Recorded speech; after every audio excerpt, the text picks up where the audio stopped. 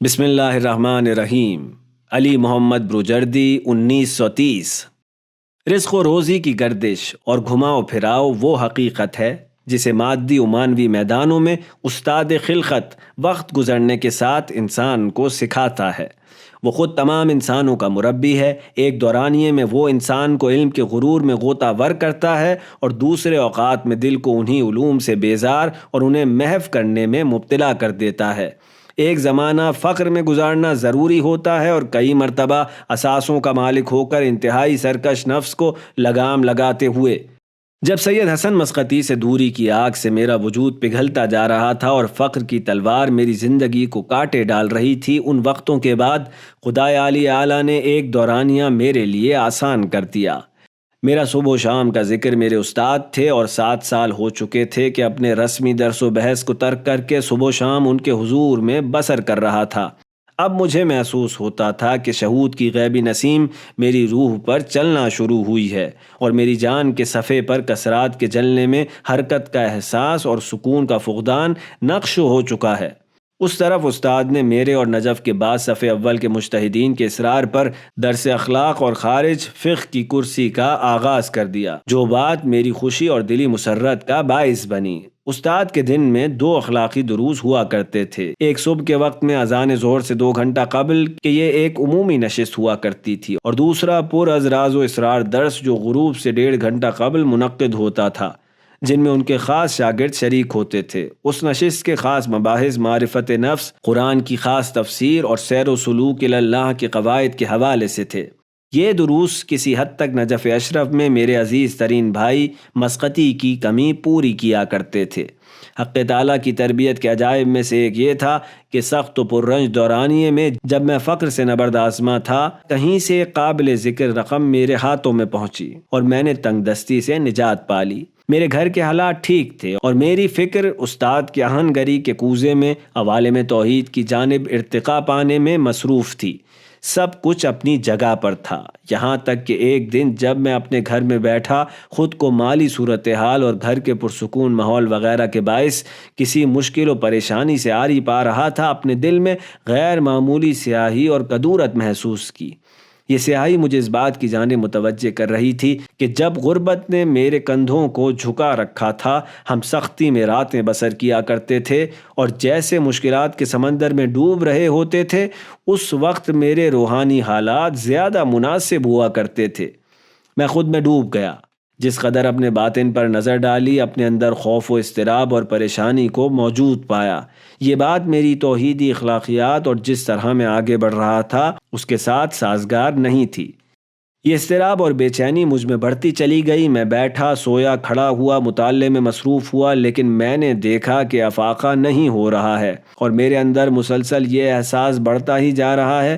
پریشان ہو کر میں نے فیصلہ کیا کہ اس مسئلے اور سرگردانی کے حل کے لیے، جو کہ میری روح پر خراشیں ڈال رہی تھی، حرم مطہر کی سمت جاؤں اور سلطان سلاطین کی بارگاہ میں توسل کروں۔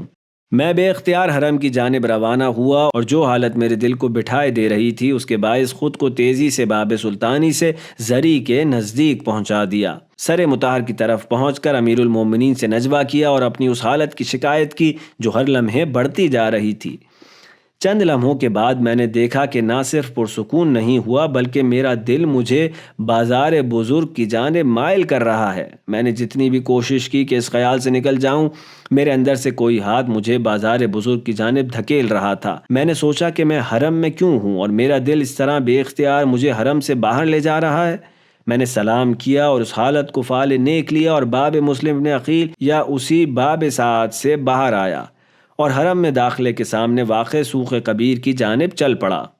حیران و سرگردان دکانوں کو پیچھے چھوڑتا ہوا آگے بڑھ رہا تھا اور یہ نہیں جانتا تھا کہ میرے پاؤں بے اختیار مجھے کہاں لے جا رہے ہیں۔ میں چلتا گیا یہاں تک کہ نجف کے مشہور مردم آزار قاسم فاسق کو دیکھا، جو اپنے غنڈے شاگردوں کے ساتھ تسبیح گھمانے اور دکانداروں کو تکلیف پہنچانے میں مصروف ہے۔ مجھے معلوم نہیں تھا کہ یہ اندرونی قوت کیا ہے جس نے مجھ سے اختیار سلب کر لیا ہے اور مجھے وہاں کھینچے لیے جا رہی ہے، یہاں تک کہ میں بازار کے آخر تک پہنچ گیا اور دیکھا کہ میرے استاد سید علی قاضی مسکراتے ہوئے حرم مطہر کی جانب جا رہے ہیں۔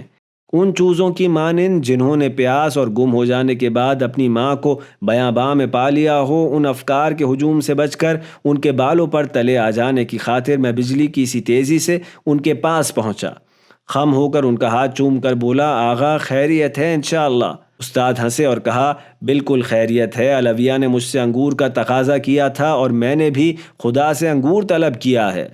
ان تمام سالوں میں جب سے ان سے میری جان پہچان تھی، میں جانتا تھا کہ انہوں نے کبھی باسمتی چاول نہیں کھایا تھا، اور جب بھی ان کے پاس پیسہ ہوتا تو وہ سستا ٹوٹا ہوا چاول خریدا کرتے تھے۔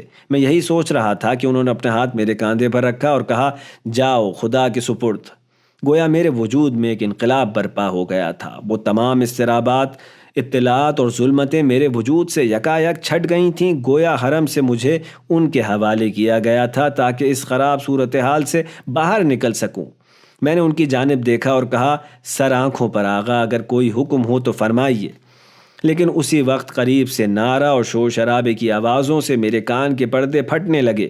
میں نے گھوم کر دیکھا کہ قاسم فاسق نے ایک ٹھیلے والے کا گریبان پکڑا ہوا ہے اور اسے زمین پر گھسیٹتے ہوئے شور مچا رہا ہے۔ اسی وقت میں نے دیکھا کہ استاد اپنی تیز نگاہوں سے کڑکنے والی بجلی کی مانند اسے دیکھ رہے ہیں۔ قاسم اور اس کے ساتھی غنڈے شور مچاتے ہوئے ٹھیلے والے کو گھسیٹ کر بازار کی نچلی سمت لے کر جا رہے ہیں۔ آغا نے میرا ہاتھ پکڑا اور کہا، آؤ چلیں، اور پھر قاسم کی سمت بڑھے۔ میں ڈرا ہوا استاد کے پیچھے چل پڑا۔